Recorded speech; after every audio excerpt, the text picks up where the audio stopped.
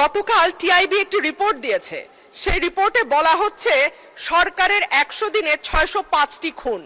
আমি আশা করেছিলাম মাননীয় স্বরাষ্ট্রমন্ত্রী আজকে এখানে উপস্থিত থাকবেন, কিন্তু আমি সামনে তাকিয়ে দেখলাম মাননীয় স্বরাষ্ট্রমন্ত্রীর আসনটি খালি, অর্থাৎ তিনি উপস্থিত নাই।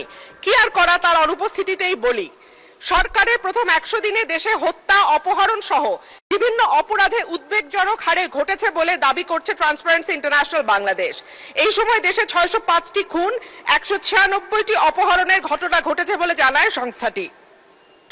প্রতিবেদনে দেয়া পরিসংখ্যানে দেখা যায় মার্চ ও এপ্রিল মাসে মোট 605টি খুন, 294টি ছিনতাই, 90টি ডাকাতি, 196টি অপহরণের ঘটনা ঘটেছে।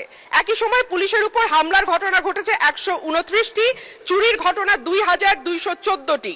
এছাড়া নারী ও শিশু নির্যাতনের ঘটনা ছিল 3496টি।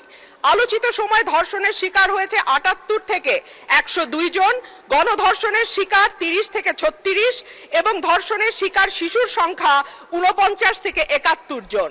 মাননীয় স্পিকার, আমাদের এই পরিসংখ্যানটি স্পষ্ট করে দেয় বাংলাদেশে গত 3 মাসে আইন শৃঙ্খলা পরিস্থিতির অবস্থা কি।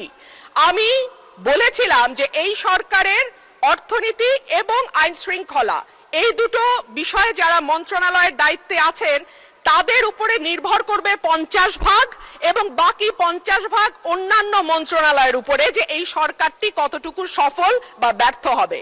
আজকে মাননীয় স্বরাষ্ট্রমন্ত্রী সংসদে উপস্থিত থাকলে আমার পক্ষে সহজ হতো আরো স্পষ্ট করে বলা যে এই সরকারের সফলতার 50 ভাগ দায় অর্থ এবং স্বরাষ্ট্রমন্ত্রীর উপর নির্ভর করে।